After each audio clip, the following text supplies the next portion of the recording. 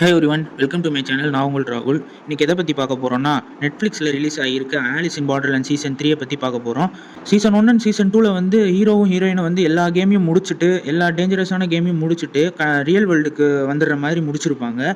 அப்படியே தான் இந்த சீசனும் கண்டினியூ ஆகுது. சீசன் 3ல எப்படி கண்டினியூ ஆகுதுன்னா, ஹீரோயின் வந்து அந்த கேமை பற்றின வந்து மறந்துடுறாங்க. ஏன்னா வந்து அந்த கேம் விட்டு வெளில வந்தால் மறந்துடுவோம். அந்த கேம் விட்டு வெளில வந்து எல்லாத்தையும் மறந்துட்டு இவங்க 2 பேரும் கல்யாணம் பண்ணிட்டு வாழ்ந்துட்டு வராங்க. வாழ்ந்துட்டு வரவும் திடீர்னு ஒருத்தன் வந்து அதை பற்றி ஆராய்ச்சி பண்ணுறவன் என்ன பண்ணுவான்னா, ஹீரோயினை வந்து மேனிப்புலேட் பண்ணி மறுபடியும் அந்த கேம் வேர்ல்டுக்கே கூட்டிகிட்டு போயிடுவான். இதை தெரிஞ்சுக்கிட்டு அரிசு என்ன பண்ணுவான்னா, உசாகியை தேடி மறுபடியும் அவனும் கேம் வேர்ல்டுக்குள்ளே போயிடுவான். கேம் வேர்ல்டுக்குள்ளே போயிட்டு ஹீரோயினை மறுபடியும் காப்பாற்றி ரியல் வேர்ல்டுக்கு கூட்டிகிட்டு வந்தானா, அப்புறம் அதில் என்னென்ன கேம்ஸ் எல்லாம் இருக்குது, டேஞ்சரஸான கேம்ஸ், அதெல்லாம் விளையாண்டு ஜெயிச்சாங்களா அப்படின்றது தான் இந்த சீரீஸாக போகும். இந்த சீசன் 3ல இருக்க கேம்ஸ்லாம் வந்து அவ்வளோ சூப்பராக இருந்துச்சு. எனக்கெல்லாம் வந்து படப்படனே வச்சுருந்தாங்கன்னு சொல்லலாம். எல்லாமே வந்து அருமையாக இருந்துச்சு. விஎஃப்எக்ஸ்லேருந்து சிஜி ஒர்க்லேருந்து மியூசிக்லேருந்து எல்லாமே வந்து சூப்பராக இருந்துச்சு.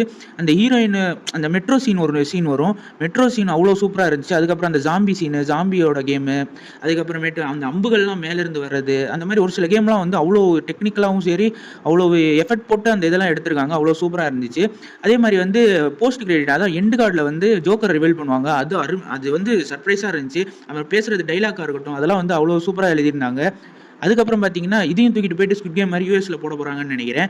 அதுதான் வந்து கடைசியில் போஸ்ட் கிரெடிட்ஸில் முடியும். அதுதான் என்ன பண்ணுறதுன்னு தெரியல. இதில் மைனஸ்ன்னு பார்த்தீங்கன்னா வந்து சீசன் 1 சீசன் 2ல பார்த்த ஒரு சில கேரக்டர்ஸ் வந்து இதில் இருக்க மாட்டாங்க. அதுதான் வந்து மைனஸ். ஆனால் வந்து ஒரு சர்ப்ரைஸ் இருக்குது. அதை வந்து நீங்கள் சீரிஸ் பார்க்கும்போது தெரியும். உங்களுக்கு சீசன் 1 சீசன் 2 சீசன் 3ல மூணுத்துலையுமே சேர்த்து பிடிச்ச கேரக்டர்னா எதுன்றதை வந்து கமெண்ட் பாக்ஸில் சொல்லுங்கள். எனக்கு வந்து எப்பயுமே வந்து சிஷியா தான். அவ்வளோ சூப்பராக கூலாக ஹேண்டில் பண்ணார். அவர் இல்லாதது கொஞ்சம் சங்கடமாக தான் இருந்துச்சு.